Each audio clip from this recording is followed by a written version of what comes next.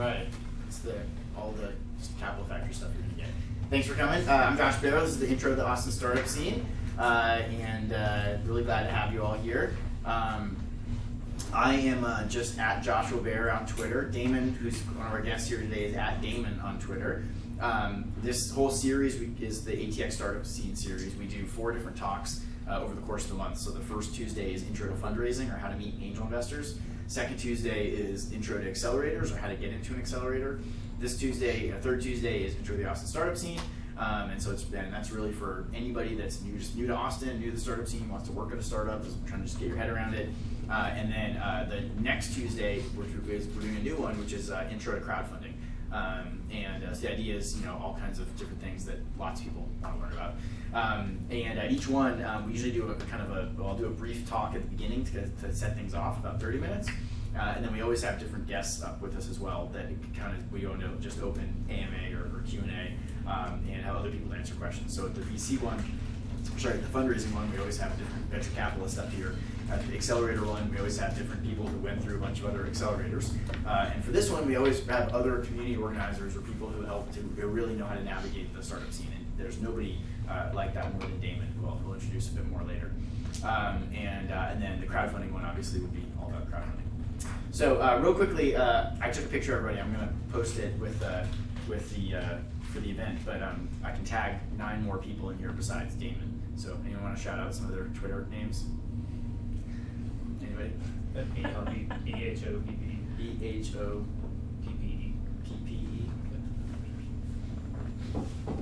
Got it. Anybody else? TK Bishop. TK Bishop. Got it. Internet and beer. This is the most fun part of the whole talk. It's just hearing everybody's Twitter names. Internet and beer. James? Yep. Can't be tagged in photos. Oh, no. Sorry, you gotta update your settings. Anybody else? Sure. Only in VR. Say it again? Only INVR. Awesome. I want to learn what you're doing. Anybody else? You guys are all shy Twitters. Chris Cruel, CR, and with the A. See, it's Chris. Then what? CRIS. Cruel. How do you spell that last part? KRUEL. KRUEL. Got it. Last chance. It's pretty long. It's my name. MOHAMMAD, and then ASYED. That's my full name also. You got it. No problem. All right, you guys are tagged. You'll see that. Okay, so we're going to talk about today. We're going to go over, or try to cover in the presentation part, all the things everybody asks, and then we can go into the part where you can ask whatever you want. So things like what's different about Austin, how did Austin become a tech hub, what's kind of special or unique about it, how do you keep track of what's going on, how do you get a job, how do you find a co-founder, how do you meet investors. Of course, we'll talk more about that the other Tuesday one, and then just go into the Ask Me Anything. So here are my questions for you guys, real quickly. So who went on the tour today? About half of you. All right, cool. Who actually was born in Austin? One person. Welcome to Austin. This is what it's like. So it's like with everybody moving here. All right, so who recently moved here? Okay, I guess everybody else is in the middle. Anybody that lived in Silicon Valley? One person? 2? Who has a startup they're working on now? Happy maybe? Who wants to work at a startup? Okay, you guys can all just meet each other. Good. Who considers self-declared you're a tech person? Okay. And then business person? Other? Who is not in any of those things? Wow. All right, I'll give you it. Who went to South by Southwest this past March? Who went to UT? All right. Anybody not raise their hand for any of those questions? Okay, cool. All All right, I barely have to give this talk because you guys already know about most of it, it seems like, but I'll do my best to go through quickly. So this is all online. Again, the website for this is just atxstartupscene.com. That covers all the different meetups happening every week. The deck is updated every few months because it changes every month. And that's at SlideShare /Joshua Baer. I think Damon has another deck he's put together at his SlideShare account as well. We record and stream all these events from that camera in the ceiling. So this is live right now. They can only see me, you know, you guys aren't. But if you ever want to see any of the old talks or anything like that, they're all up there. And we always have different guests here and different people, and then also different questions and other things like that. So it's actually usually pretty interesting. You can go back and look at some of the other talks with other guests here. And then the last link, which I'll mention again later, is this bit.ly link, plug into ATX Startup Scene. That's a blog post that I wrote really targeted at this group. Hopefully you saw it already because it was in the Eventbrite telling you kind of to check that out before you came. But that's kind of a top 10 list of, okay, I want to plug into the startup scene, I'm new, where do I start? And it's very literally like follow these Twitter accounts, go to these happy hours, like attend these things, read these news sites, like exactly what you should go do. So real quickly, what's different about Austin? The first thing I'll say is this is from the Austin perspective, but actually when most people ask this question about startups and about Austin, what they're really asking is what's different about Austin than Silicon Valley, because that's always what everybody's comparing it to. And actually, in many ways, you'll find that a lot of things that we think make us different about Austin are actually just the things that are different about everywhere that's not Silicon Valley. So very common in a lot of other up-and-coming startup cities. But one thing that is unique about Austin compared to everywhere else is we are the fastest growing city in the country. We have been for the past 5 years or so. And that apparently that's 165 people every day. That's a really great thing, I think, for Austin. It brings its own challenges as well, but it brings lots of opportunity and lots of smart people and lots of resources, and it makes companies want to be here and all the things like that. And so we're very fortunate to. And why do they want to move here? It's because, well, everywhere they look, everyone tells them that we're like the best place to live. Because everywhere they make like a top 10 list for anything, Austin's usually right at the top of that list, whether it's for places for smart people or best real estate or best places for startups or best places for drinking at night or there's all these other kinds of things. Drinking in the morning. Austin's one of the best places, and people read these top 10 lists. And in fact, all of Texas is totally kicking ass. Like Austin, San Antonio, Dallas, and Houston are usually 4 of the top 10 cities on whatever top 10 list that they're making. Most recently, last year, the Kauffman Foundation, which ranks all different startup communities all over the world, ranked Austin the #1 startup metro for all of the U.S. just based on how much entrepreneurial activity there is and what's coming out of it and other things like that. So really, Austin's been doing very, very well. And so all those same things that make it a great place where people want to live, make it a place where companies want to be. Because they have to go recruit talent and hire people, and that's hard. And so they want to be at a place where people want to be and where talent is going, and Austin's really, really benefited from that. So Austin's also a bootstrap first kind of place. This is one of the things that I think is pretty common in many places that aren't Silicon Valley. And really what that means is you're expected to show something, get something done first on your own before people go throw a lot of money at you. And that's across a whole range of businesses, local businesses and things that they think are being scalable businesses and startups and tech startups and food startups and all these things like that. But you're really expected to get something done on your own first. Now, partly that's just actually because the cost of doing startups has been dropping dramatically for the past 20 or 30 years. So one, you just can do more with less money, but still more and more is expected of you. And I think there's a trade-off to that because in some ways that sometimes maybe keeps people from dreaming really big because they have to take all the small steps first. And so that's something we have to balance as Austin grows. Going hand in hand with that, Austin's very revenue focused. And so investors here and even employees and other people that want to work at startups, they want to know how's your business going to make money? And can you really prove that? And if the answer is we're going to get lots of users and we're going to show them ads, that's a real business, and that can work, but that's a hard business to get funded here in Austin. If you can't show some incremental progress and show that you have validate your business model before it starts to grow. And the trade-off to that is that then that makes it really hard to make the next Facebook here or the next Twitter or something like that, or the next YouTube. So I think there's a good aspect of that keeps things very real, but there's another part of that makes it harder to do certain types of businesses. People move here for quality of life.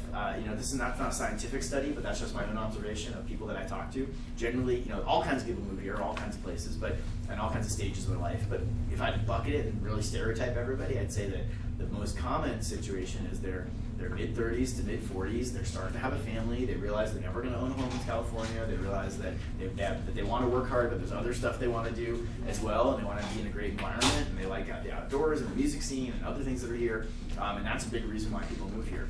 And that's great. One big benefit of that is I think it's a lot easier to retain talent here than other places, because when somebody makes a move because of quality of life, they're much less likely to hop jobs for, to make $5,000 more because it's the kind of startup of the week that gets the most attention or anything like that.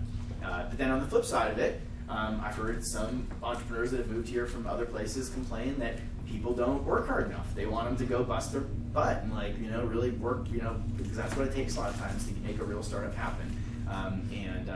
And so, the 9 to 5 or 9 to 6 mentality of quality of life doesn't always jam with that. So some different trade-offs. Austin's also really a social capital kind of place, and so what that means is that part of how you gain credibility and earn your place in the community is to go do things for other people and pay it forward. And I think that's a really great thing about Austin.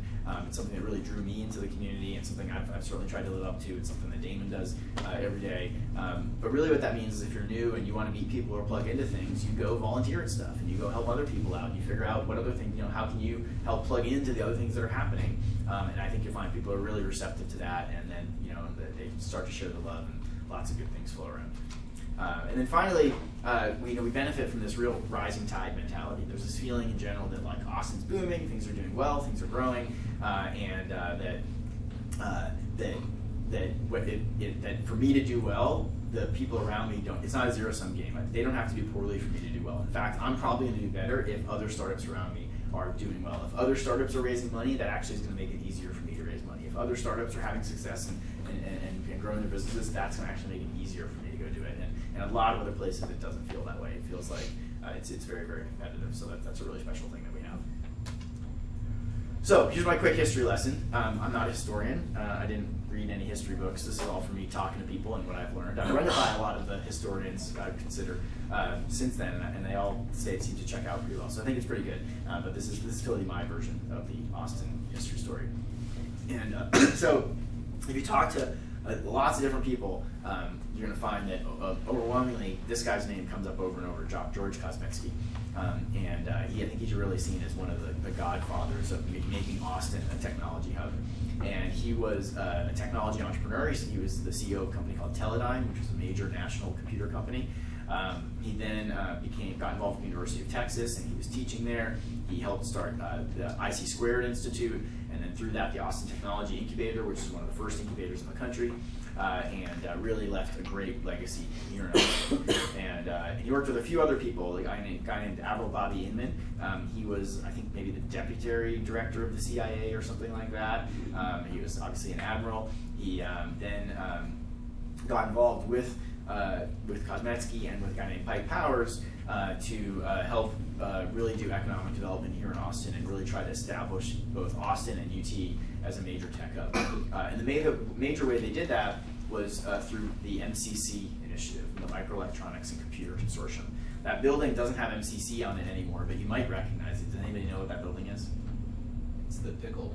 It is the Pickle building, right? Yeah, so it's the West Pickle Research Center up near the Arboretum now, which is now owned by UT, or run by UT. I think it's set to be knocked down.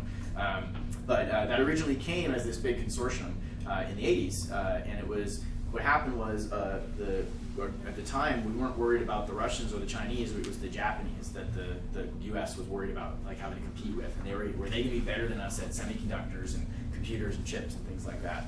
And so in order to respond to that, a bunch of people got together and they decided they were going to have a bunch of companies contribute a whole bunch of money to create this big research consortium, and they're trying to figure out where to put it. And just like when they're trying to figure out where the Olympics go, they have an RFP and different cities compete, or right now we're competing in this RFP for the Smart Cities Initiative to get this $50 million grant for Austin. In a very similar way to that, there was this initiative to say, where would this big research consortium go? And all those guys I mentioned previously worked really hard with, I'm sure, a lot of other people, and brought MC. We won the bid, and it brought MCC here. So that meant millions of dollars of investment. It meant lots of talent and engineers coming here, and it meant really putting Austin on the map as this technology center. This is the story of the little room over the pizza place at 315 Chestnut Street, the modest first floor bedroom in Tallinn, Estonia, and the dusty basement at 1406 35th Street. It is the story of the old dining room table at 25th and Hoffman Avenue, the southbound bus barreling down I-95, and the second floor above the strip mall at Roble and El Camino. This magic moment, It is the story of where every great idea begins, so different and so new. where those with endless vision and an equal amount of audaciousness believed they had the power to do more, time and time again. And made it happen. At Dell, we're honored to be part of some of the world's great stories. Stories that began much the same way ours did, in a little dorm room, number 2713. This magic moment. So the next big thing was Dell. So Dell computers was started here at UT. Michael Dell started in his dorm room. If that big white building wasn't there, you could see the towers of UT behind there. And Dell really changed Austin in a lot of different ways. And you see that mark still as you now see the Dell, the new medical school being launched, or the Dell Jewish Community Center, or the Dell Children's Hospital, or other ways that he's really made an imprint. But in a big way, he really established the tech scene and put Austin on the map as a place where real companies could get started that become some of the biggest companies in the world. And one of the ways they did that is that Dell, in the process of growing and becoming such a big company, created what they called at the time Dellionaires, which were people that became millionaires working at Dell, right? And they were some of the first employees, and they were part of this high growth company, and they, obviously learned a lot and met a lot of people and made a lot of money. And that trickled down. All those people went on, and they became venture capitalists, and they started more companies, and they invested in more companies. And that really kicked off what became very, very much a virtuous cycle that has really fed the whole ecosystem since then. And that's how this works. That's how the way that startup ecosystems like this grow is there has to be, it starts with some big company, some success story, right? And so some big company grows, and it starts out with a small number of people, and over typically the course of 5 to 10 years, they hire hundreds of people. All those people, they gain all these different skills because they're part of this really fast-growing company, and they learn a lot as that happens. They form teams as part of, they find other people that they like to work with that they know are really smart, that also know a lot about those same things. They discover all these customer problems because they're dealing with them for real, they're having them, and so they see opportunities in the marketplace that they see they can go solve. And that's kind of the perfect set of ingredients to create a new team to go spin out and start another company, right? And then also along the way, people, like I said, they make a lot of money, right? So if you think like some company that, even much smaller than Dell, that grows and sells for $1 billion, well, the founders of that company, there's probably 2 or 3 of them, they probably each made like $100 million, like total fuck you, change your life money, right? They can do whatever they want. They can go, don't have to do anything, but they can go invest in companies, they can start companies, they can become a venture capitalist, they can buy buildings and hospitals and schools and, all kinds of things like that. But it's not just them, most of the time in a company like that, then there's, all the first employees, and they maybe didn't make $100 million, but they still made like $10 million, and that's like basically the same thing, right? They can still do all those same things, and they still have a great amount of resources and opportunity. And then there's dozens of other people that made hundreds of thousands of dollars, right? And they get to put their first down payment on a house, or they get to take 6 months off to go work on their dream idea and turn it into something real because they can take 6 months and do that without a salary. And then there's the people that just joined 6 months ago, and they maybe didn't get anything, but they're sat right next to somebody that made $10 million, right? And they're like, I'm smarter than that person. I can do that, right? It just makes it possible. They see that it's real, and that it inspires people to go try those things. And it does the same thing to investors, right? The investors who made money on that company that went, sold for $1 billion. What do? Do they just go off to the beach? No, they go invest in a whole bunch more companies, right? It's somewhat actually counter to logic, but their response is like, oh wow, that happened. I want that to happen again, and they go invest in a whole bunch more companies. And so that cycle is a really important process, and that started, I think, primarily with Dell. And if you ask Michael Dell, which I have, about what it was like, what was the venture community like when you were starting Dell? It's like there was no venture community. There was no one to invest in anything. It was like starting from scratch, and it's grown very much since then. Now the challenge is that cycle takes about 10 years to go all the way around once. Most companies take about 10 years to become a real company. So we're only like 3 or 4 turns around that circle, right? Of new companies getting started, and then success, and then more companies coming out of that. And Silicon Valley is another 3 or 4 turns ahead of us, but we're very much on that path. So another great example of a company in Austin that had a big impact like that was called Tivoli. Tivoli was a enterprise software company as a service that eventually went public, then was bought by IBM. This slide is probably 10 years old, and if you were to redo it now, it would actually be much bigger. But it was a slide showing all the companies that came out of Tivoli. And these are all Tivoli employees going off and starting companies, Tivoli employees becoming VCs, Tivoli employees funding other companies. But you can see a whole ecosystem of many very successful companies came out of Tivoli because of that. Another company, and the company that brought me here to Austin, is called Trilogy Software. Trilogy also, I think, has earned a spot on the map. It's also actually what brought Damon here. Trilogy was another enterprise software company, particularly very, very active in the late 90s, although they still run today. And what they did that was so special is, in particular, they had an amazing recruiting engine, and they were really competitively recruiting against Google, and not Google at the time, Microsoft, and some of these other big companies to get really the best engineers and talent from the best engineering schools in the world, from Stanford, MIT, Carnegie Mellon, and other schools. And so over the course of a few years, they literally brought thousands of really entrepreneurial, really smart people here to Austin. And although not most of them don't work at Trilogy anymore, most of them are still here in Austin. A lot of them are still here in Austin, and it really had a lasting impact. And so much so that they're now really known as the Trilogy Mafia, which is basically all the ex-Trilogy people. And you can see most of the top companies in town.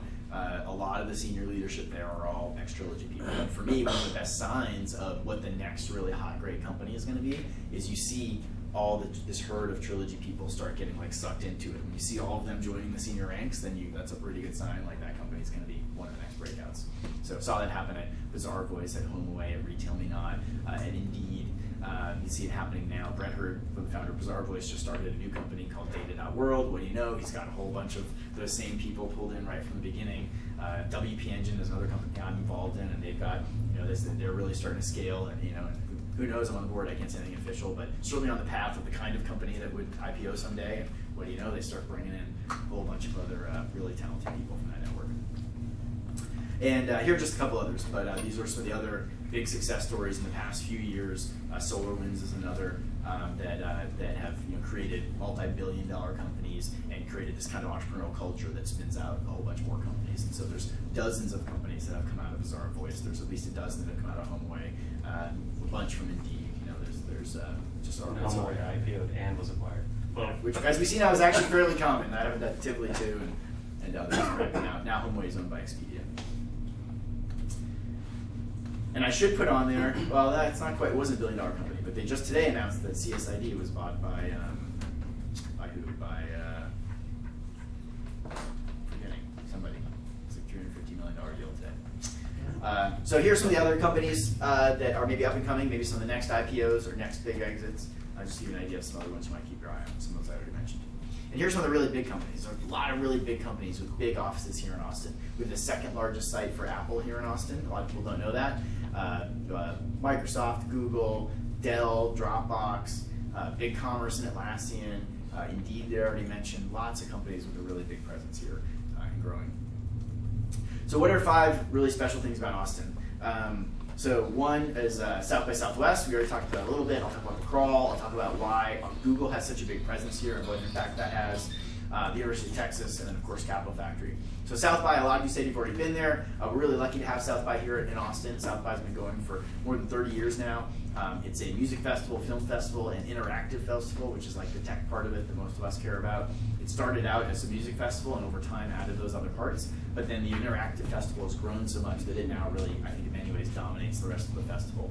And in general, I think 60 to 100,000 people come in, maybe 60,000 register, 100,000 come in or something like that. So it's a massive event for Austin. It really takes over all of downtown in March, and really, really special time. It really puts Austin on the spotlight for the rest of the world. There's a ton of people from all over the other places, and the one time of the year they come to Austin is they come for South by. And if as a startup, that's your time to really connect with all those people and try to make some relationships and other things that can really help you out the rest of the year. In the fall, in October, we have Austin Startup Week. And that's an event designed to really celebrate all the great things that happen in Austin every week in the startup scene, but put as much of it together in 1 week as possible, and also use it as a way to encourage people to move here, to be able to show off all the great things going on. So that's coming up in October, and is another really great event that the goal is to have everybody involved in. One of the biggest parts of events at Startup Week and at the Startup Crawl, and at South by Southwest is called the Startup Crawl. And the Startup Crawl is basically a massive party celebrating all the different startups, and it's also a big recruiting event. And so basically what happens is all of the startups that are downtown throw a party at the same time. And then we have like a shuttle bus driving between them to shuttle people between all the different places. So you get to actually go inside all these other offices of other places, a lot of them really, really cool offices. And you get to see what it's like there and meet people there, and do it in a kind of a different form, that like kind of low pressure format versus like a job interview. Or it's mostly just a big party too, so a lot of it's just for fun.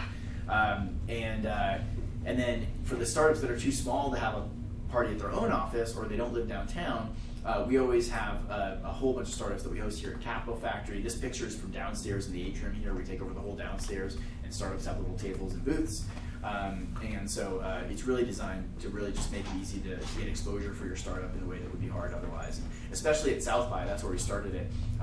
At South by, it's really hard for a small company to get noticed. There's so many big companies spending a lot of money doing big events. And this is a way where even a pretty small company here in Austin can be the star of the show for one of the biggest events at South by. And so it's just a few $100s to participate and be part of it. So here's a quick video from the crawl.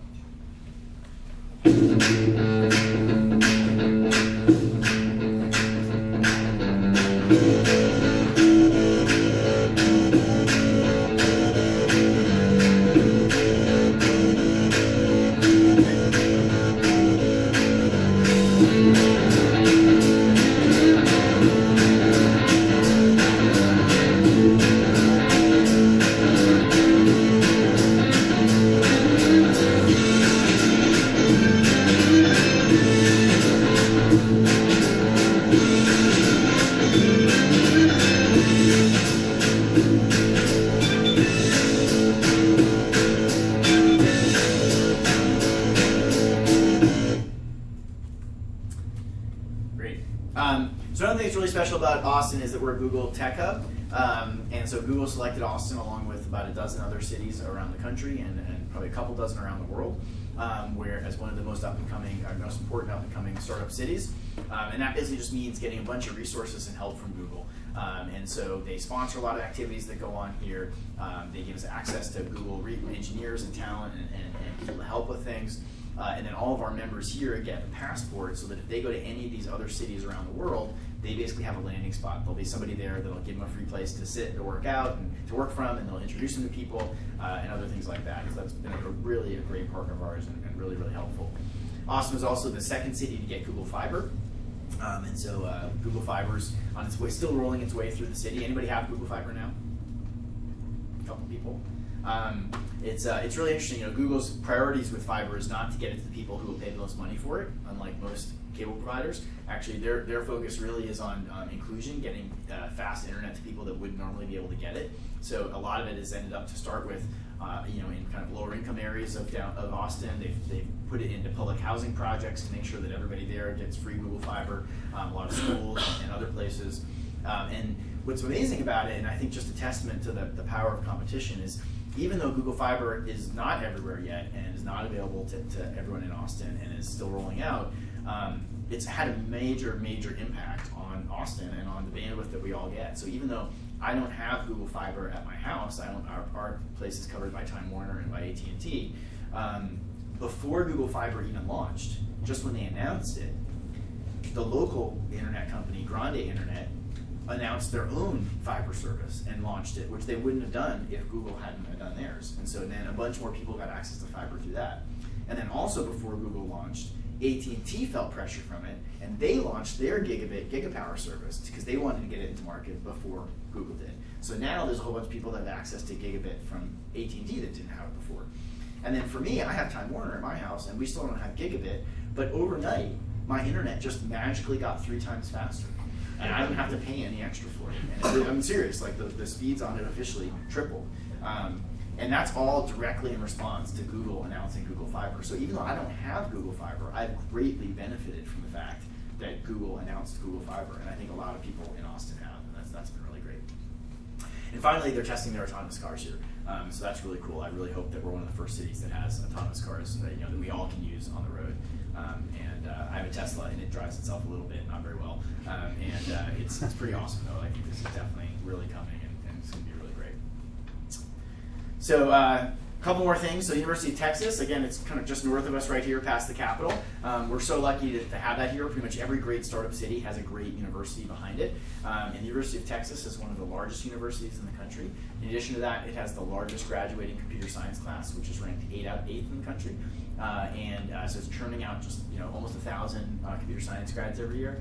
And then in addition to that, they have this massive and really excellent engineering school, and all those people are learning how to program too. So there's just tons of engineers and talent and research coming out of UT.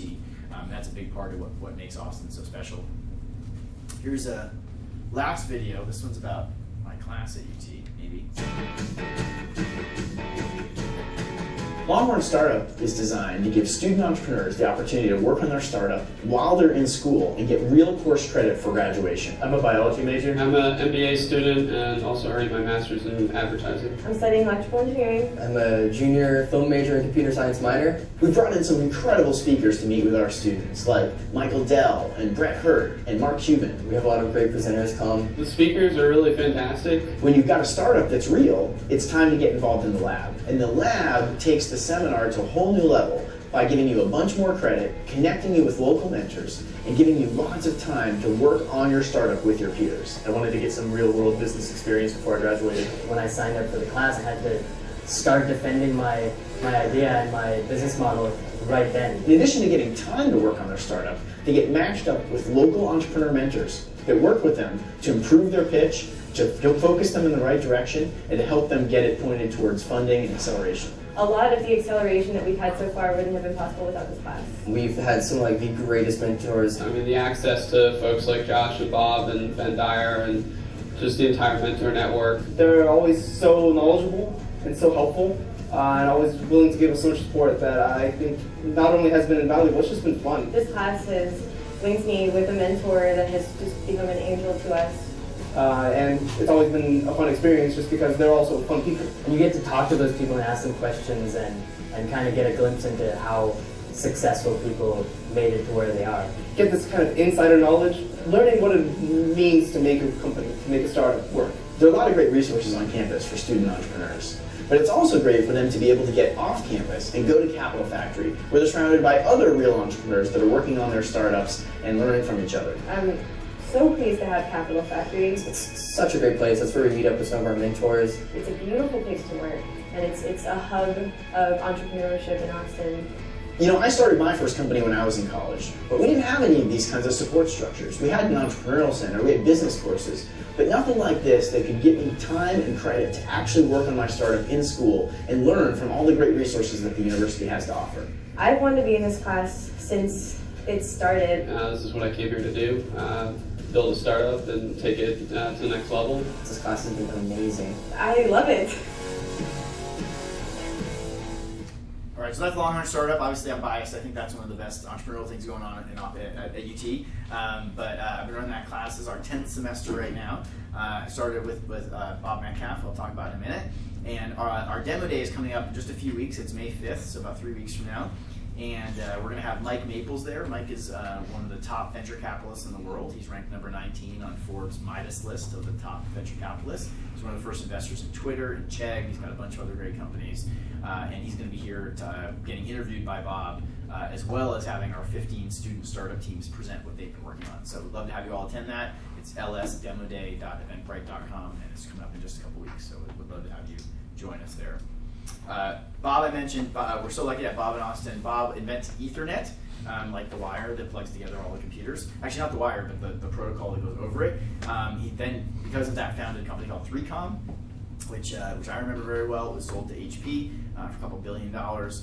He's done many other things. He's been a venture capitalist. He's been a publisher. He's now a professor of innovation here at the University of Texas. So really helping to connect with university research and students and others and help them to take their ideas and turn them into real businesses. And really lucky to have him here today. I'm here in Austin. He was here today at Capital Factory during office hours with a bunch of our startups. Just saw him walking out as I walked over here. And he's out there. He's at all kinds of events and other things like that. You're going to see him around town. He's just one of the nicest, most approachable guys. You should totally go say hi to him and tell him what you're working on. Like, he'll be super interested to meet you and talk to you. So we're really lucky to have him here. Another guy's named Ben Baer. Ben is an entrepreneur in residence, working with Bob on his team. Another serial entrepreneur, really great resource at UT, another person to plug into. One of the biggest things going on at UT is the new Dell Medical School. That's the lab coat there is Clay Johnson, who's the new dean of that school. That's a really big deal for Austin, a big deal for UT and for kind of health tech startups, which is the largest vertical we see here at Capital Factory. You probably see more health-related startups than anything else. And the person to know there is Minnie. Minnie is kind of the second in command with Dean and really in charge of all the innovation and startup kind of tech-related type things that might happen with the university. So a really great person to know there. As well as Melanie Price, who just recently joined them, and she's also a director here at Capital Factory. And last thing for UT is Texas Venture Labs. Texas Venture Labs is another really great entrepreneurial program focused on graduate students and helping plug them into startups. Their accelerator program is really interesting because instead of them taking a student startup and accelerating it, they take a startup from the community and put a bunch of MBAs on it to help them work with that startup as a project. So if you have a startup, you can get them to come help you with it, which is pretty great. Mentioned Capital Factory a lot already, so I won't dwell on it too much here, but our goal is to be the center of gravity for entrepreneurs here in Austin. That's changed as Austin has changed, but it's been a pretty great ride as Austin has grown. We've got 50,000 square feet here, 2 floors. About 50,000 people come through here a year for all these different events and meetups like you're right now. When we leave here for in a little while, another group will come in for a different meetup in here. There'll be another meetup across the way. All that's people connecting with other people. Almost all of it's free and open to the public. Really helps make sure that we meet every entrepreneur in Austin and every programmer who might become an entrepreneur. They come here for something. Then we give them a place to work, and they can co-work. They can have desks. They can have offices on the other floor. They could work anywhere, but they work here because they want to be surrounded by other entrepreneurs. Because I'm here every day. Because Kleiner Perkins was here last week, and because the Secretary of Defense was here the week before that. Because all these other crazy things are going on here that can help bring them opportunities. But really what it comes down to is first investors, first customers, and first employees. Those are all the really key things when you're trying to start your company. What we've created is a big magnet that sucks in all those kinds of opportunities and then help dish that out to the companies that are here. So a couple last things. How do you know what's going on? The main thing you need to know about is the Startup Digest, startupdigest.com/Austin. This is an email that you get every week that says all the different events going on that you need to know about. You can subscribe to it by your email, and you can submit your own events. Like, we don't have a crystal ball, so we don't really know about stuff as people tell us about it. So tell us about other great events that you can put in there. There's a Facebook group called Austin Startups. This screenshot's old. It's got like almost 12,000 people on it now. That is the startup community, if there was one anywhere. So that's a great group to join. It's a great place to post and ask questions, or get feedback and just kind of see what people are talking about. In my longer posts, I give you all these accounts to follow on Twitter. Obviously, the really simple thing is just follow me because I follow all those and I retweet all those. But there's lots of great accounts on Twitter to follow. I'll give you a big list more of those. And then AustinStartups.com is a Medium publication that shows really what all the entrepreneurs in Austin are writing about. And so there's all kinds of great content being written by Austin entrepreneurs. And on AustinStartups.com, you can see all that and highlight those different ones each week. So here's that blog post I mentioned before, bit.ly/plug into ATX startup scene. Here are the 10 things it talks about. It goes into a lot more detail, but again, it tells you the same things I just said. Sign up for the Startup Digest. Which Twitter accounts should you follow? Which Facebook groups do you join? Where do you get your news? Which coffee shops do you hang out at? Which happy hours do you go to? Which meetups are important? And a couple other things to help you get started. A lot of people want to know how to get a job. Quick advice on that. Personal introductions are always best, and your network's always bigger than you think it is. So really leverage that the most you can. But then a great thing to do is really volunteer. Like I was saying about social capital, get involved in things and meet people that way. And there's lots of places to post your resume and things like that. We have a jobs group for Capital Factory where you can post your resume if you want to work at a startup. There's another great group called Austin Digital Jobs. It's not just startups, but it tends to have a lot of overlap with these types of things. So those are good places to post your resume. And there's a group called Austin Tech Volunteers, which is a great place to to sign up so you can see opportunities to volunteer and help out with things. Another big question I get is how to find a co-founder. People want, they're a technical person, they're looking for a business co-founder, they're a business person looking for a technical co-founder.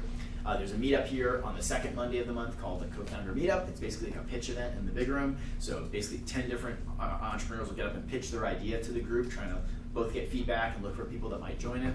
There's another group that Damon helped bring to Austin called Founder Dating. It's a different format style event and an online network that can help connect you with potential co-founders. I think one of the best ways to meet a co-founder is at a hackathon, like a weekend lock-in type event. A couple different reasons. One big thing is there's a natural self-selection. The kind of people that go to hackathons are the kind of people that want to work at a startup, so you have a target-rich environment. But beyond that, you get to really test them out and try them, because you get to see what it's like working on a real project with them, and see what it's like staying up all night, and and like how are they the next morning, and are they grumpy, and can you work together, and like do they work really hard? You learn a really lot about people from doing that, so that's a really great way to do it. And then other types of hack events, places where you can go be around people that are working on side projects and things like that. One of them is Cafe Bedouins, which is another group Damon helped put together, which is basically just a whole bunch of people going to a coffee shop once a week to work on side projects. We also have an entrepreneur in residence program here at Capital Factory, specifically for serial entrepreneurs that are ready to start their next company and trying to build a team and find people to work with. Here's some other hack events that go on here in Austin all the time. Those are places you'll meet potential co-founders or hackers or things like that. I'm feeling a little pressed for time, but we're almost through here. How do I meet investors? Again, use your network always first. That's what hanging out at co-working spaces, the incubators and accelerators help with. Biggest thing is go where the investors are. So you need to get in front of them. One great way is through office hours, which happen both here at Capital Factory and at CTAN, the Central Texas Angel Network. Those are ways where in a kind of low pressure environment, you can go meet with some people and get some feedback before you kind of maybe get a little more serious about it. And like I said, we do a whole talk just about how to meet investors and fundraise on the first Tuesday of the month. So the next one will be May, I think, 2nd or 3rd. Here are all the accelerators in town. So these are all different programs to help get you a little bit of funding and help you getting ready for raising more money. And you can see they focus on different verticals and all kind of have different amounts of money and different things that go with them. Capital Factory and Techstars are the two focused on tech companies. SKU is really interesting. They focus on consumer packaged goods, so think energy drinks and granola bars and things that require distribution. Athena Health has a program just focused on healthcare startups that sell into doctors that can use their doctor network. And Unlimited USA is focused on impact companies or social good companies. So a couple different things to pick from. CTAN, Central Texas Angel Network, it's the largest and one of the most active angel groups in the country. So really lucky to have them here in Austin. It's a little bit more of a formal process. So you apply, you go through multiple levels of screening to get all the way to the end, where then hopefully you get funded. But really very active angel group that writes a lot of checks to startups here in Austin. And last resource for startups is AngelList. AngelList is basically like a crowdfunding site for startups to help connect you with investors. You go on there, you can make a profile for your company the same way you make a profile for yourself on LinkedIn, and then use that to find investors. And I personally raised about $4 million for my last startup through AngelList from Austin, San Francisco, and San Francisco and New York. And I've helped other companies literally raise tens of millions of dollars more for their companies through there. And it's a great way to meet investors, particularly outside of Austin. Here are all the VCs here in Austin. It seems like every time I make this slide, there's a new one. I just added Next Coast Ventures to this, which is Tom Ball's new fund. He was an Austin Ventures partner that started a new fund. But you can see we have lots of investors, most of them Series A investors focused on tech. That's like really the most common piece. So Clayton Christopher, the founder of Sweet Leaf Tea and Deep Eddy Vodka, is doing a fund focused on consumer packaged goods companies. Sante does biotech. Build Group and S3 can do more Series B, more growth rounds, kind of your next round of funding after that. But the most common thing is going to be looking for Series A tech startups. And where should I work? Of course, again, I'm a little biased. I'd say start in a co-working space. There's a big reason why I work in one is because that's where you meet lots of different people. There's also no long-term commitment. You're not signing a long lease or anything like that. And then wait as long as you can, but before you go move into an office and have to sign a lease and start having to kind of worry about everything yourself. and downtown is really where the hub of activity is for Austin. There's lots of other great places, but there's a real density to our downtown. We have an awesome downtown. You can walk everywhere from here, and there's so many other companies that are down here. Really, the reason why companies leave downtown is because they can't find enough parking. That's actually the reason. Like, they stay down as long as they can, and at some point they just can't get enough parking for all their employees, and they have to go move further out. And we have tons of co-working spaces where again, there seems like there's another 1 or 2 of those, almost every few months. And they seem to all be doing really well. All right, so last thing before we open up to Q&A. Paul Graham, the founder of Y Combinator, writes a lot of great essays. One of them he wrote was about great cities, and said every great city has a unique ambition, something that really sets it apart. For some of this is kind of pretty obvious, so we'll do this as a guessing game, see if you guys can figure it out. But Boston has a unique identity. Did anybody know? Can you want to guess what do people in Boston want to be? What's the big healthcare scene? There is a big healthcare scene. That wasn't going to be the one I was going to pick. Robotics. Robotics. You guys are being pretty specific. I'm going to take a step back. So one thing is Boston's really well known for having a lot of universities. That's one of the densest educational institutions. And so in Austin, Paul Graham says the thing is be smart. That's like the ambition. Silicon Valley, they're building some of the biggest companies in the world. Anybody want to guess what they thought Silicon Valley's ambition is? Be rich. Close. Be powerful. It's more about like impact, right? Like what can they change or do or revolutionize. New York City, on the other hand, is a really expensive place to live. So in New York City, it's be rich. Los Angeles. So Los Angeles is where Hollywood is, right? What do everyone want to be in Los Angeles? Be beautiful. Famous. Be beautiful. Be famous, right? Washington D.C. It's politics, right? You want to what? You want to be competitive. Control the world. You want to be an insider, right? You want to have like the inside scoop. So what is Austin? Anybody know? Anyone guess what they think Austin is? Be weird. Be yourself. Be yourself. Why be yourself? I read the slides. No, you read it. You're cheating. Yeah. Well, Joy Goswami, a good friend of mine, who's also a great community leader in Austin. He says Austin's ambition is to be yourself, and it's really it's a do it your own way, keep it weird kind of place, and I think that goes really well with entrepreneurship, and I think that's part of why Austin's really thrived through that. So you can figure out what you want Austin to be. So if you like this kind of stuff, there's a great book called Startup Communities by another entrepreneur, one of the founders of Techstars, named Brad Feld. Talks all about things about startup communities and how to build them. And like I said, you can find all this online. The slides on slideshare.net, the video on Austin Tech Live, and that last link is a really good one just for where to get started. So hopefully you found something useful in that. If you did, please tweet it, share it, post it, so other people know about it. And would love to now welcome Damon up front. Damon is one of the most prolific community organizers here in Austin. I've known him for quite a while, and he has been doing this. Was the first person I ever asked to come do this talk with me, and he started in particular the Austin on Rails group, which is one of the biggest meetups and been going the longest. As well as many other meetups and Cafe Bedouins and Open Coffee and Founder Dating and a whole bunch of other things I'm sure that I'm missing. Damon is the hacker's hacker. He's like the unofficial recruiter for the Austin hacker community. So one of those people where Damon's really good to know when you're trying to hire somebody or meet a co-founder or other things like that. So I asked him to come here today because they were asking about how to scale an engineering organization and who to talk to, and I was like, all right, I'll make some suggestions, but you should ask Damon. Damon probably knows a bunch of good people to talk to too. So really glad to have you here today. Thank you. And you guys can ask us anything about startups, about your startup, about developers, about about fundraising, about anything you guys want. Yeah, we're less than a month out from crowdfunding for equities being legalized. Kind of a legacy of a few years ago from the Jobs Act being signed. I wonder if you have any kind of anticipation of that happening and how that's going to affect what kind of things you need to provide entrepreneurs, classes, and what kind of way to inform people about it and use it.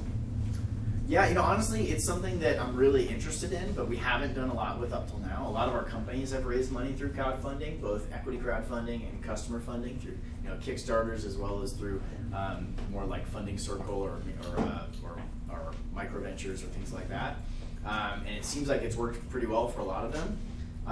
And I think what I realized is I just feel like there is very little help for that here in Austin. And so that's why we started this new meetup. So that's the one next week. And so that's gonna be the first one. And we invited a bunch of those people that I mentioned who have both entrepreneurs that have been successful at raising money through crowdfunding and some of the people that run some of the crowdfunding sites. And I think we're gonna try to answer that question. So come back next week on Tuesday. A big part of what we're gonna try to figure out is how do we best support that.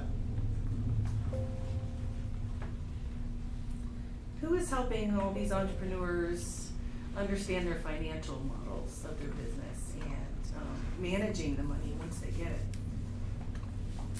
It's always a leading question. I take it you're a financial advisor. Yes. I worked with a startup many years ago, and there was a lot of pitfalls with just not understanding their costs. Yeah. We use the startup word really broadly. Yeah. The startups around here, they don't they don't have any money to track. I wish they did, but that's I'm not none of them, but it's like a lot of the early stages, that's not on their priority list. They're trying to go make some money, so they have some problems, and stuff to track.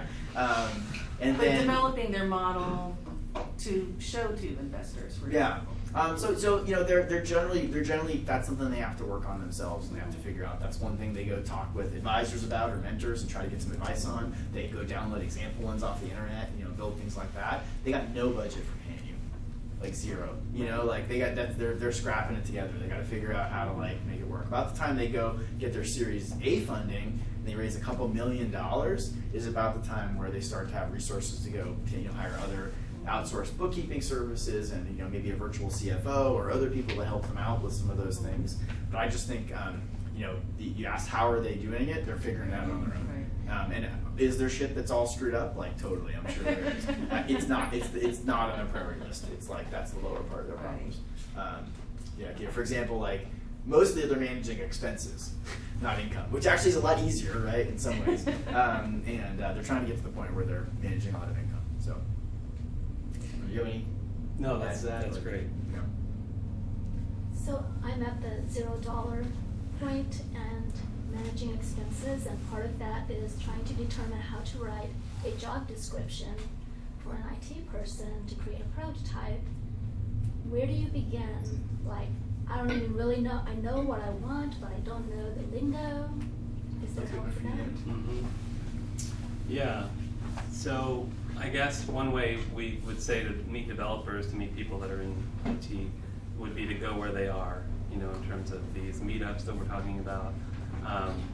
You have to sort of network within those communities and just talk to people and, share what you're doing and ask what they're doing and kind of take a mutual interest in people.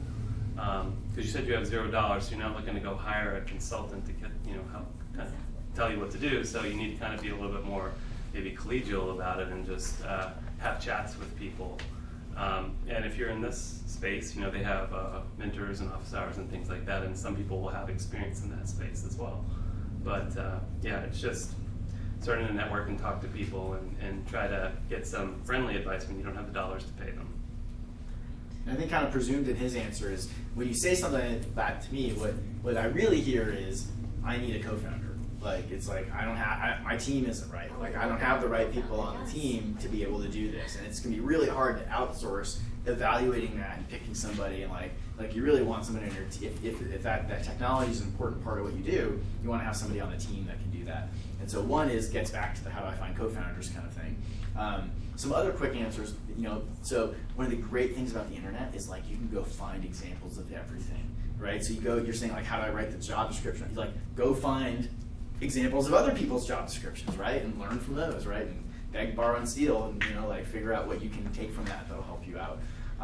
Use that, like Damon kind of mentioned, using your kind of network. Once you have that, putting that in front of other people to get feedback. If one great thing as you start to build out a network is, you can have other people interview people for you. You got to kind of do some of the legwork yourself, but you might say, hey, I've got 2 people, I'm not sure which one, I think they're pretty good, would you mind meeting with them for me or talking to them on the phone, and give me some feedback? So you can try to leverage other people to help you vet them out. But But at the core of it, it sounds like what you really want is a co-founder. You want someone else that can own that part of the business, that does understand that can manage it, and that can, be just as passionate and excited about that as you are about the other parts of the business. Which then leads me to, okay, if I want to look for a co-founder, do I need to provide something that is kind of a rough draft of a business plan, or do I need something more solid? I think that really depends on what you're doing. You need something. And when people say business plan, that can mean a lot of different things. Like the traditional concept was like a book, like a 40-page thing that projected out your 5-year financial plan and things like that. And for some businesses, that makes a lot of sense. Not any of the ones that I'm involved in. That doesn't. It would just be a waste of time, and you're just daydreaming, about what things could be, and there's no kind of data backing it up. So it's really it's a waste of time. If you're doing something like very new that nobody's ever done before, then it's really more about building, the basics of a plan, and building a model that helps, kind of show that you understand the world and like how things can change, but understanding that most of the inputs into the model are assumptions and are going to change, and you're going to learn about those over time.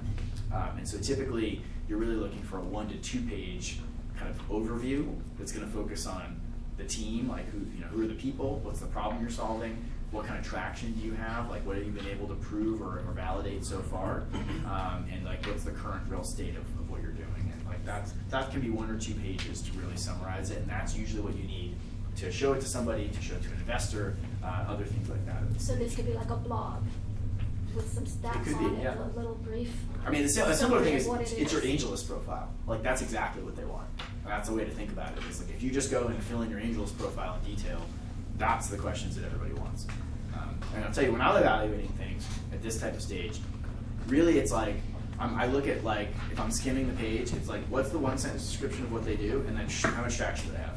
I just immediately skip down. Like, what have they actually done? Is this thing real? Like that's the first question that I'm asking. Other questions?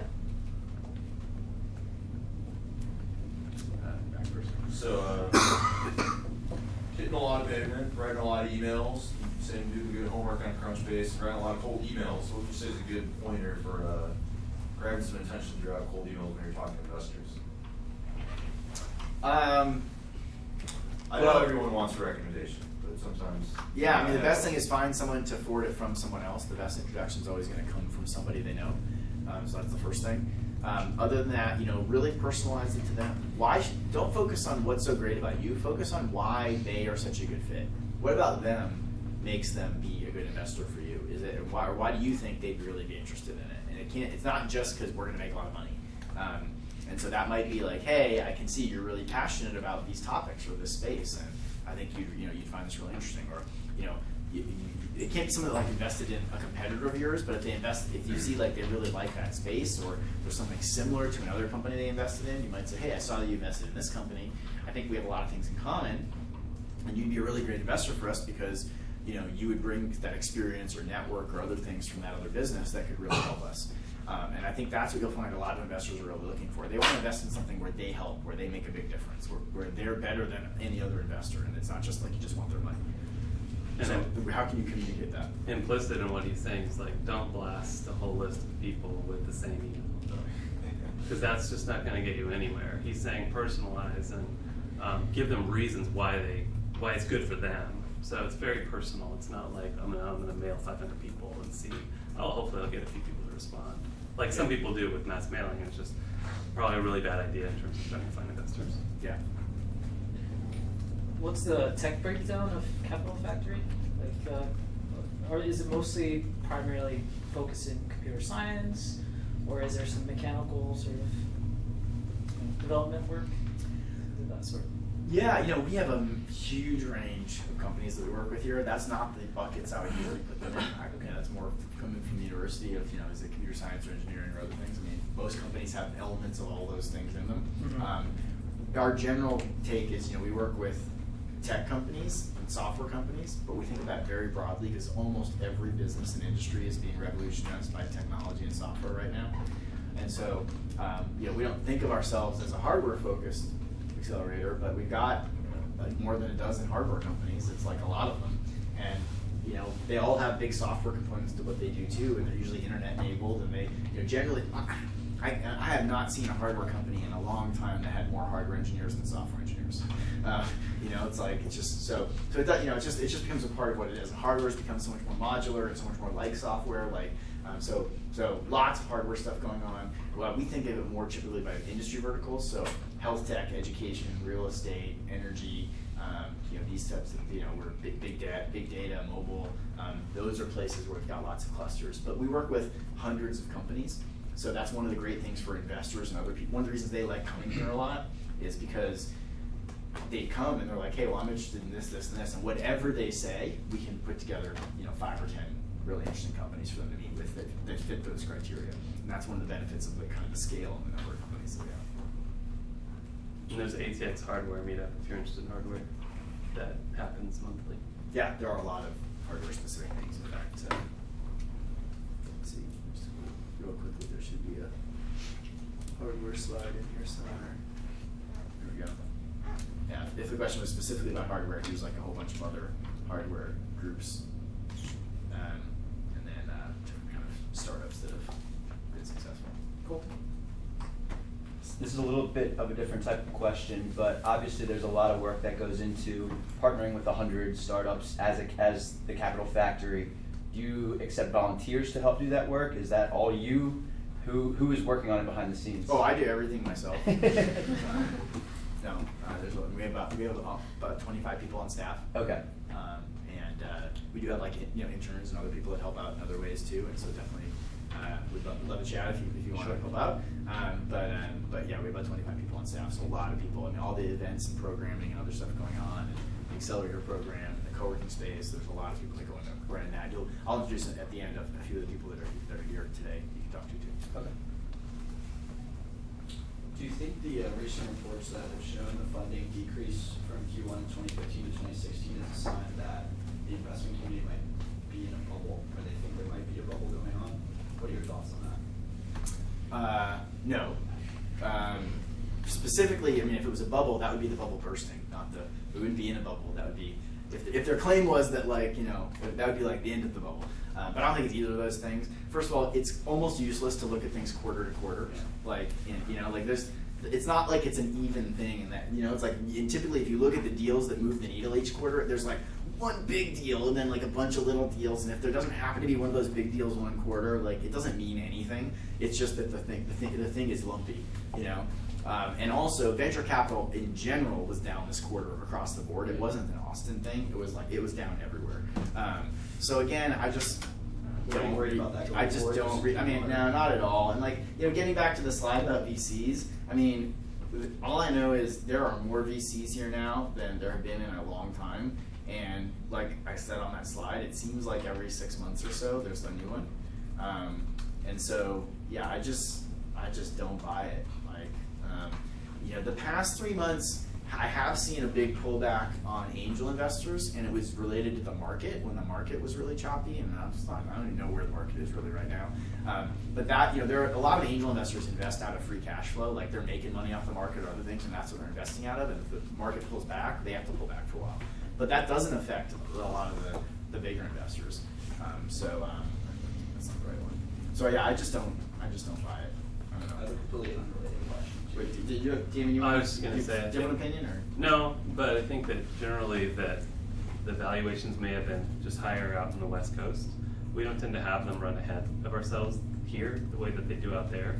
So we have been mostly buffeted from that kind of problem. It's not a bubble, but it's just high valuations, and we don't really see that as much here. Yeah. Another question I have, not related to bubble talk, is if you were to hypothetically start a new job here, and let's say a few weeks after you started, maybe a month, maybe 2 months, I don't know, but recently, you come up with a startup idea, and it seems like it's the right opportunity for you, so you have to quit. What's the best way to amicably leave that company after they just invested a bunch of time in hiring you, maybe gave you a signing bonus and trained you?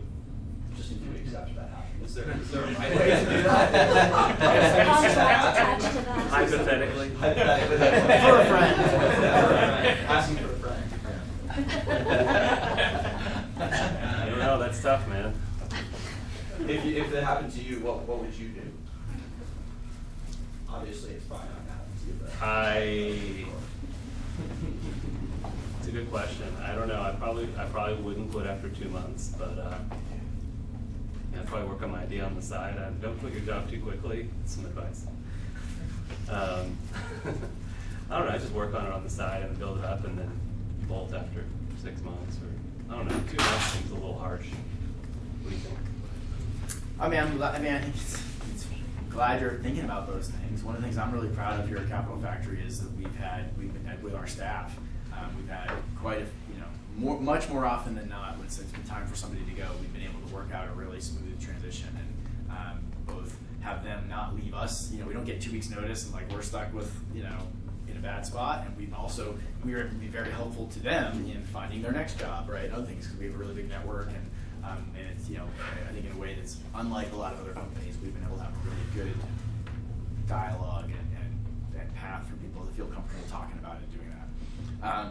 And so that issue is really important to me. Like, I'd be really pissed, like if somebody, left us in a jam, or something like that. Like we're all working on something really important and everybody's role is really important. And, I expect them to leave us in a good spot.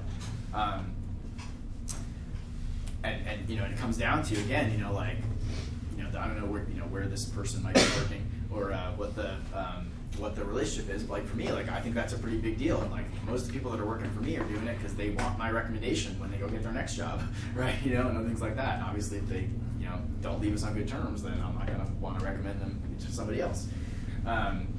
So you want to be thinking about that, it's part of your, it's a small fucking world. And you're gonna work with people again so many times, and like, I might have met Damon when he was at Trilogy way back when, I don't even know, and then now we see each other all the time. There's other people that worked for me at my first company, and then I'm trying to sell something to some other company, and suddenly they're the person I'm selling to, you're gonna see that happen all over the place. So I do think you don't want to burn bridges, and you want to treat things fairly, treat people fairly, and at the same time, like, you're not an indentured servant.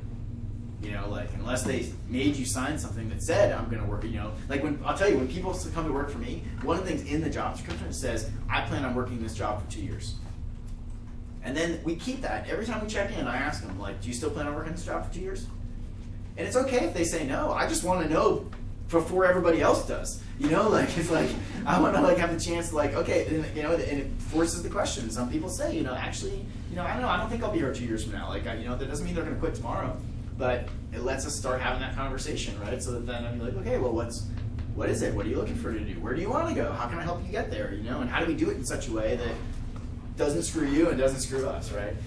So anyway, long answer, but I think the biggest thing is being open and communicating. And again, you're not expected to stay there for some period of time. If you were able to and you felt right about it, you might give them back the signing bonus. That would be one thing. That would be a way of saying okay, hey, you gave me that because I was supposed to really be part of this and I'm not, so I'm going to do that. Sometimes when people give you a signing bonus, it actually has a clause like that says you have to stay a certain amount of time or you have to give it back. So I think it's something like that. The biggest part is how you communicate it and how you feel about it. And don't, especially if you don't have to, don't leave them in a really bad spot. I would go to them and say, here's the truth, I came here in good faith. I wanted to do this. It's not working out the way I thought. I'm really excited about this other thing. That's my passion. That's what I really need to go do. Don't want to leave you in a bad spot. How do we do this the best we can? Can I give you a month's notice or 2 months notice instead of 2 weeks notice? Can I help you train and replace my, the person that comes in for me? There's other things you can do, and then you have to take it the best you can. Still, a lot of people won't handle that well. That's just life. I had a quick question regarding resources for impact and social good companies here. You mentioned the Unlimited, I think is the accelerator, and the VUCA. I just didn't know if there were other things like that. My background is sort of big fancy nonprofits from the Northeast that had huge endowments and such. So I sort of dabbled in web design and such. But I just didn't. I went to that investment sort of talk that you guys do monthly here. I'm at a point in a bootstrapping phase, let's say, where I've got a sort of prototype social network built, using a content management system. But can you speak to when it becomes appropriate here to start looking for investment in that? Do you need a certain user base? Do you need for a social impact? Yeah, thing? for an impact social good thing. Yeah.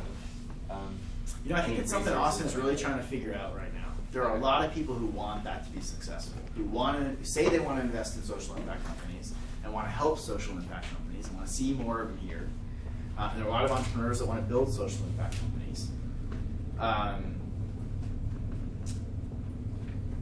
There's an interesting selection or naming problem where the very best social impact companies don't think of themselves as social impact companies. They're just companies. And so that hurts in some ways, like the social impact selection pool. And I find that when the investors go look for them, a lot of the best things that I would consider social impact companies aren't putting themselves in that pool. And so what I haven't seen is when they get together the groups of social impact companies, it's hard to find really strong businesses in there that are investable. And that's where I haven't really seen the two ends meet is we're seeing a lot of people that want to do social impact companies, a lot of people that want to invest in social impact companies, but not a lot of investable social impact companies, quite frankly. And so, unfortunately, what's the bar? It's probably the same as for regular startups. Okay.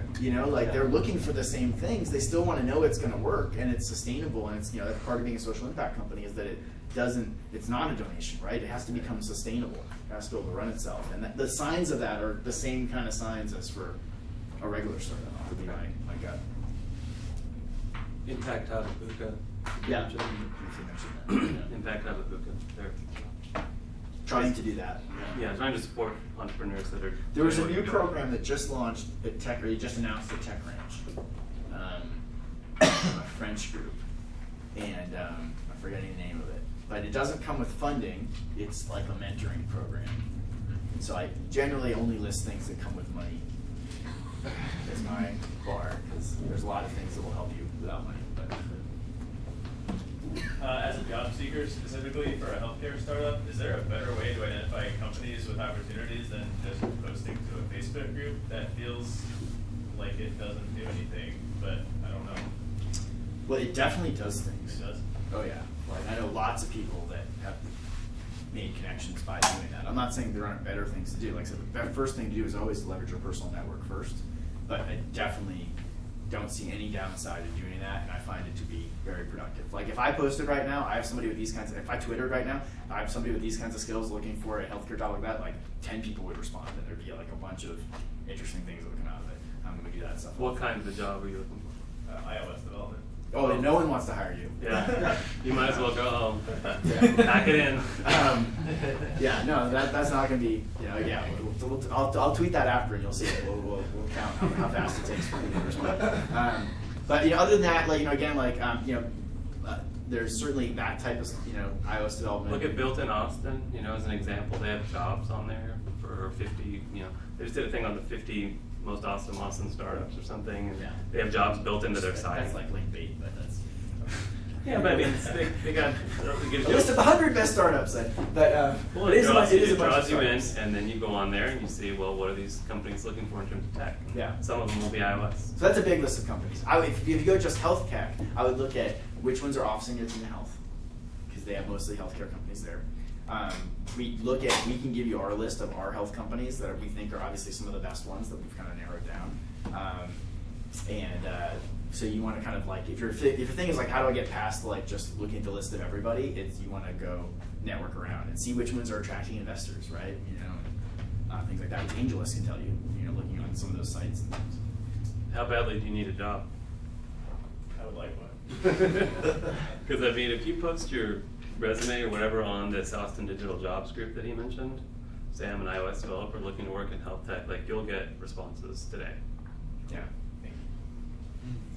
For somebody who's looking there's a lot of development and that kind of stuff. If you're looking for somewhat higher level, director or above kind of position, what do you guys suggest doing for that, or would it be different? That kind of thing. Hiring. You're hiring for that position? No, looking for that kind of job as a job seeker. Oh. So. As a job seeker, I don't think it's dramatically different. Again, it starts with leveraging your personal network first, and so you should be doing that and personal connections, and that's always going to be the place to start. But then still posting those things to those other places will get it out and get in front of a lot of people and get interest. Yeah, identifying companies the companies that they're interesting, and then trying to leverage your network to get to particular companies also is another way around too. Yeah, and then networking with investors is another thing. So like the VC firms and us and others, like when we meet people, we're always trying to plug them into our top companies, right? And so I think that's another good way. So like a lot of executives that come in from out of town, they go meet with all the different VCs, right? And introduce themselves and tell them what they're working on. Yeah, because they're all investors. And Josh and I hear from people all the time that want either technical co-founders or they want someone who can lead their engineering team, stuff like that. We like to know who to tell them to talk to. Yeah. So. You guys So not to get back to like prickly employment issues or anything, but how do you see these a lot of startups interfacing with lawyers? I mean, do you see them hiring in-house counsel on, or do you see them, hiring? Nobody hires in-house counsel. Okay, so I mean that's going to end up being something beyond like Series C.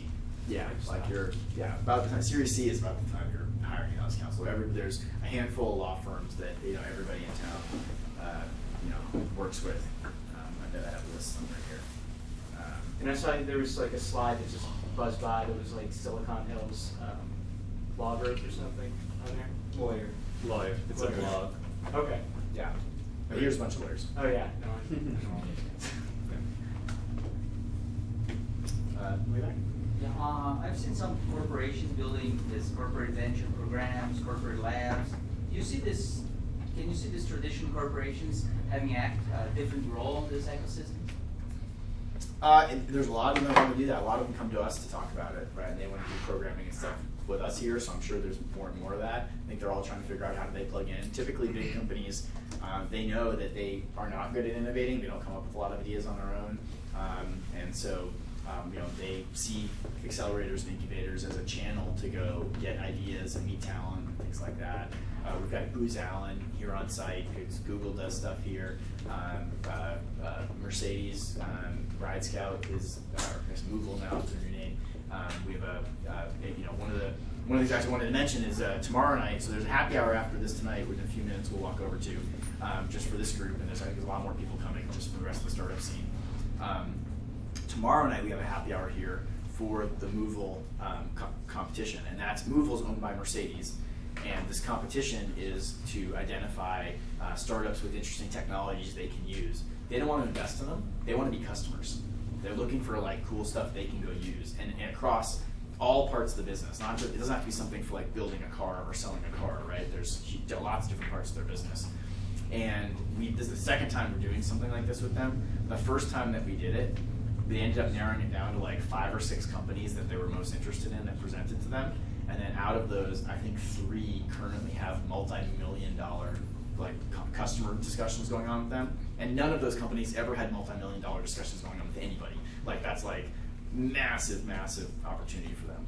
So, so we see a lot of companies interested in that kind of thing. And in particular, I just mentioned that to all of you for tomorrow. That's a really good opportunity to get in front of it. And you'd be amazed. Like we run a lot of pitch competitions and events like this. Almost nobody gets too many applications. Like when there's when you would like apply for all those things, it's worth filling out the thing. You wouldn't believe like some big company goes and puts on a big competition and like they're thinking they're gonna get 1,000 applications and 25 people apply.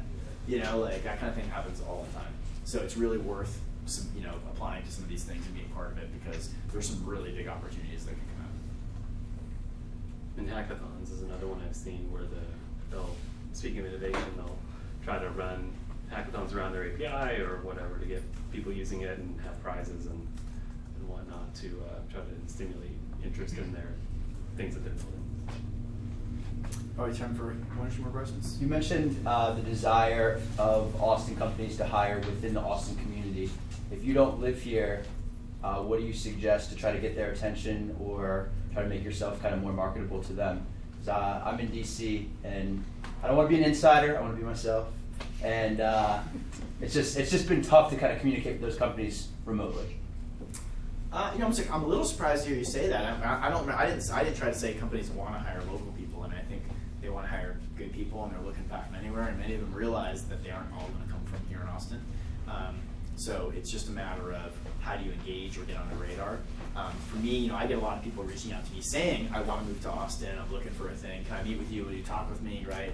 And so, but on the flip side of that, if they're not in Austin, I'm kind of like, well, let me know when you're in Austin and I'll meet with you. Because it's like, I don't want to waste my time talking to a bunch of people that aren't serious. And the best way for me to know you're serious is like you get on a plane and you come here. If you come here, like, okay, you're serious about moving here, right? And he doesn't mean actually you have to move here. You just have to be, be willing to be present here, right? and sort of have meetings and do real things. Right. So I would schedule a couple trips, and I'd be like, hey, I'm going to come there every other week for a couple months, for a couple days, or Yourself for a the local weekend. cell phone number. That's what I did before I moved to Austin. Really? And you can get an address at a UPS place so that you can. Yeah, it's another good trick. A cool hack. But part of I think it's just showing commitment. Showing you really want to be here, and then spending time to go and stuff. Twitter too, like getting active and interacting with people on Twitter. We're big on that here. Right. Just having conversations, about your industry or what have you. Yeah. Okay. One more question before we go into the happy hour.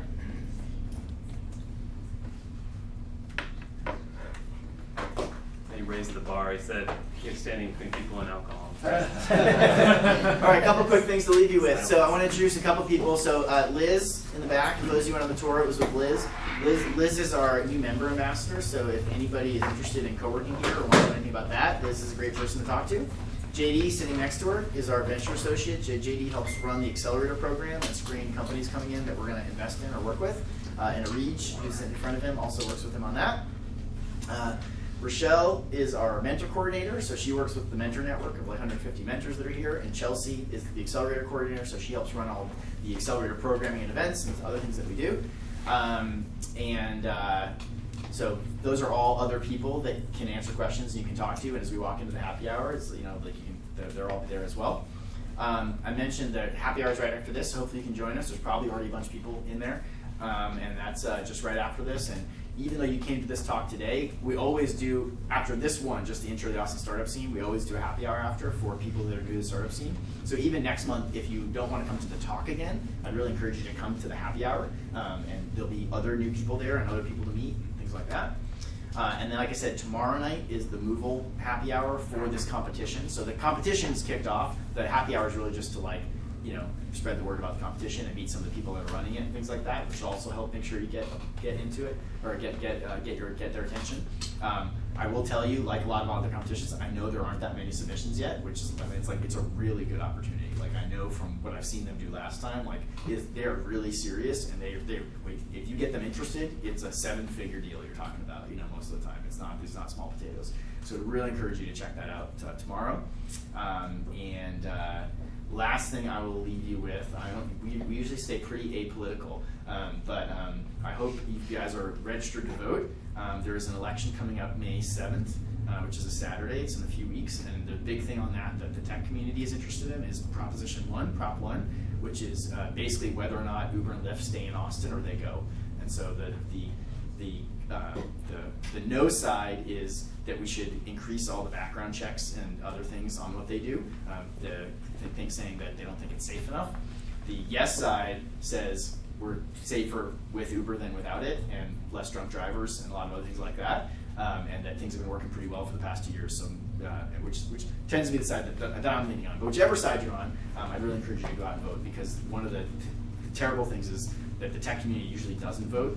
And so basically City Hall thinks they can just ignore us and we don't matter because we don't vote, we don't donate, we don't get engaged in stuff. So whatever you do, I'd encourage you to go be part of that process, because we do really matter a lot for what happens in the city, and we need to be engaged in that. So hopefully you guys are all going to be part of that.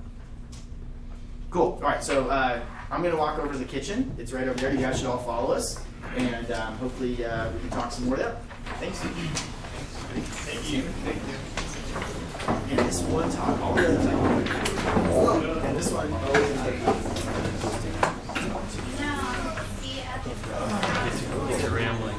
Keep going. I do software consulting. Yeah, so I actually get good at balance. So I've been trying to get involved with kind of stuff that we're doing in startups around the country. And just basically have to work on building the project. So I'm really passionate about it. I'm trying to get involved with it. So I've been pretty frustrated. So Now I'm just looking to kind of transition out of consulting. Yeah, I worked for a nonprofit based in Yeah, I worked for them for a couple of years. Okay. A couple of years ago, but yeah, I was in the same boat. Sending resumes from, I was living in Florida, and it was kind of like a little bit of a light. Yeah. Were they, so were they based in DC or? Aspen, Headquarters. All nonprofits are like right around yeah, there. because they have an office on the Incubator. Their second largest office is in Aspen itself, because that's where a lot of the conferences are held. I But gotcha. a lot of the stuff that has to do with like Capitol Hill or you know, it's like down at the DC office, like we did an International Criminal Court seminar that was just like kind of pulled like as many think tank people and Okay. people as we could for like an afternoon, and it was Yeah. Yeah. Right. No, I mean, you heard this. Where? On conference? Or? That's not right. I think it was like a back week one time. Maybe that's a street, but there's one that doesn't really large buildings. It's like right down the street. Oh no. At the One American Center? I think so. Is that the one with all the businesses in it? Mhm. Yeah. Where we work is? No. 600 copies. Yes. 600. Let me check.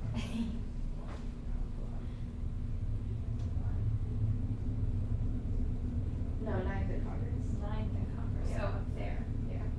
What's up there? Oh, okay. The businesses. Yeah. Keep me in the loop, please. I mean, it's good for me because I need a ride. So I was like, are you staying? So yeah. Yeah, the meeting goal, 20 minutes max. In there? In that room? Yeah. Are you just leaving? No, I'm sorry. My sister freaking freaked me out because I was like, yeah, like, because I would call her every time I walk at night to the bus station. She's like, That's stupid, Reach. No, it's not. Yeah, it is. You should be paying attention to your surroundings, not on the phone. Are you crazy? Well, I do pay attention. You hold your phone in one hand, ready to call the police, and you hold your pepper spray in the other hand. And you look alive. People think that when you're on the phone, you're not paying attention. You're more likely target. Yeah, fact. Huh, okay. See, now we Because really, your attention is like, even if you think you're paying attention, like it's still diverted because you're talking to someone. It's true, but if I get like stuff, no one's gonna know about it. That's how you hold your.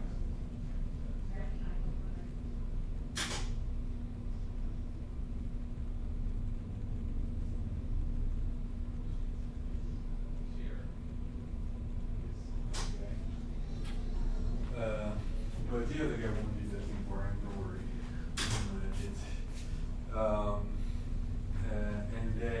And then yeah, there will be another equity.